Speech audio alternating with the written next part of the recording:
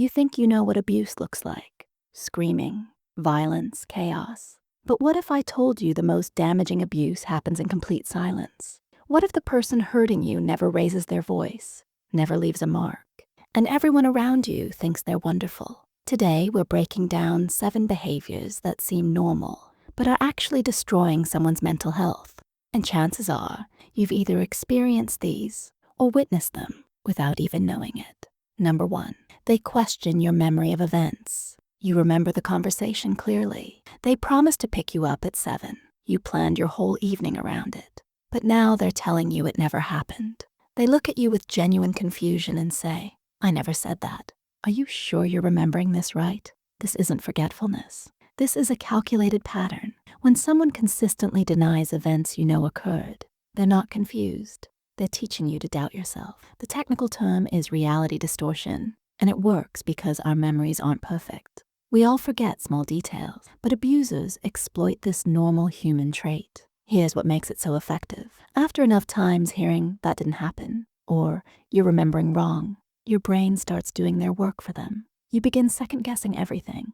Did they actually say that? Maybe I am overreacting. Perhaps I did misunderstand. The damage goes deeper than just confusion. When you can't trust your own mind, you become completely dependent on the other person's version of reality. And that's exactly where they want you. Number 2, your achievements make them uncomfortable. You got promoted. You finished a difficult project. You reached a personal goal you've been working toward for months. Normal people celebrate with you, but this person gets quiet. They change the subject. Or worse, they find something wrong with it. That's great, but don't you think the extra responsibility will stress you out? I'm happy for you, but remember when I achieved something similar? Mine was actually harder because the message underneath is always the same. Your success is somehow a problem.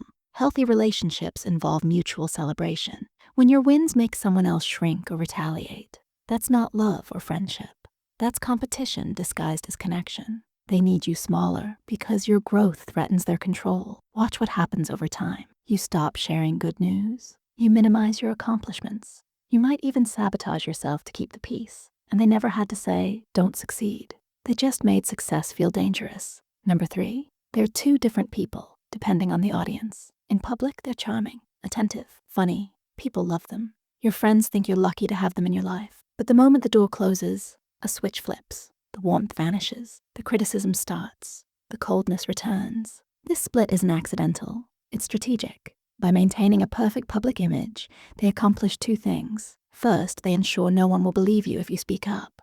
Really? Them? That's so hard to believe. They've always been so nice to me. Second, they make you question whether the problem is actually you. You start thinking maybe you're too sensitive. Maybe you bring out the worst in them. After all, they're wonderful to everyone else. This internal confusion is the goal. It keeps you silent and keeps you stuck.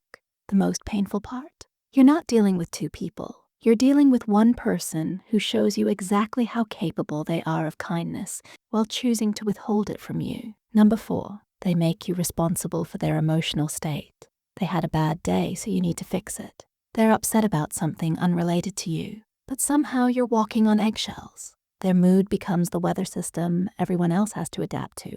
And if you don't manage it correctly, you're accused of not caring. This is emotional hostage-taking. Adults are responsible for regulating their own emotions. Yes, we support each other. Yes, we offer comfort. But there's a difference between support and servitude. When someone makes their feelings your mandatory project, they're stealing your autonomy. The language gives it away. You're making me angry. If you really cared, you'd know what I need.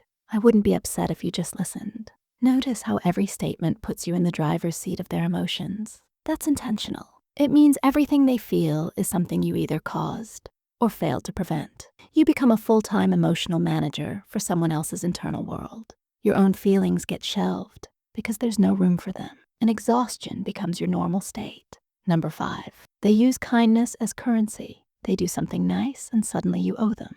Not in the healthy give and take of normal relationships, but in an accounting system where every favor comes with interest.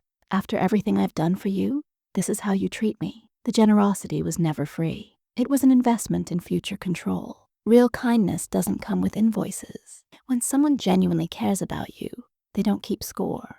They don't weaponize their past actions to manipulate your current choices. But abusers understand that kindness creates obligation, and they exploit it ruthlessly. Here's the trap. You can't refuse the kindness without seeming ungrateful. And once you accept it, you're locked into an unspoken contract you never agreed to. The debt keeps growing, the expectations keep expanding, and you're always behind on payments you didn't know you were making. This is why leaving feels so complicated. But they've done so much for me. Yes, and that was the plan. They weren't building a relationship. They were building a cage made of guilt. Number 6, your relationships. Outside them become complicated. At first, it's subtle. They don't like how much time you spend with your best friend. Your family asks too many questions. Your co-workers are bad influences. The criticism is always wrapped in concern. I just think they don't treat you right.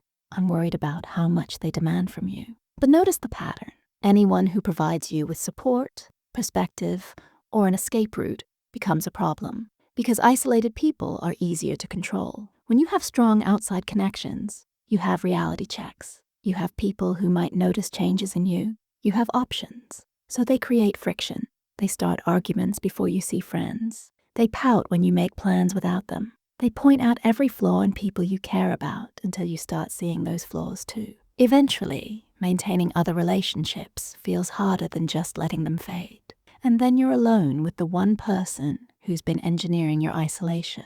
By the time you realize what's happened, your support system is gone. The people who would have helped you leave don't know you need help because you've disappeared. Number 7, apologies become weapons. Instead of repairs, they hurt you. You express how their actions affected you, and somehow, by the end of the conversation, you're the one apologizing. Their regret lasts exactly as long as it takes to flip the script. I'm sorry, but I apologize if you feel that way. But let's talk about what you did. Real apologies are about accountability and change. I'm sorry, I was wrong. Here's what I'll do differently. That's repair. What abusers offer is performance. They say sorry because that's what's expected. But the words are empty. The behavior never changes. And often, the apology itself becomes another tool to make you feel guilty for being upset in the first place. You start avoiding bringing up problems because the conversation is never worth it. They'll twist it, minimize it, or make themselves the victim. Your pain becomes negotiable. Your boundaries become suggestions. And they learn they can keep hurting you because forgiveness is guaranteed. The cruelest part? They've trained you to accept this as resolution. You mistake the absence of screaming for healthy communication. But silence built on suppression isn't peace, it's surrender. These 7 behaviors share something in common. They're all invisible to most people looking in from the outside.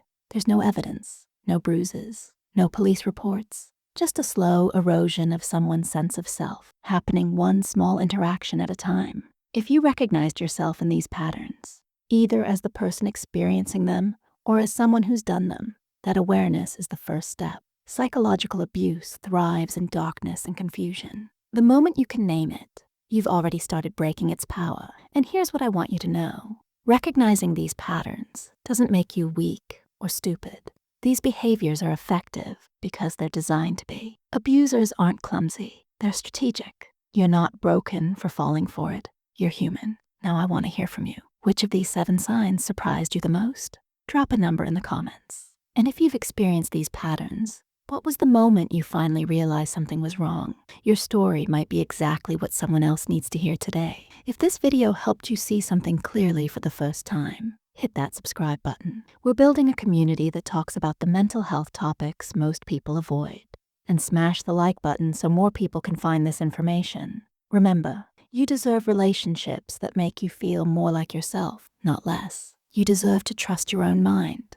And you deserve kindness that doesn't come with conditions. Take care of yourself out there.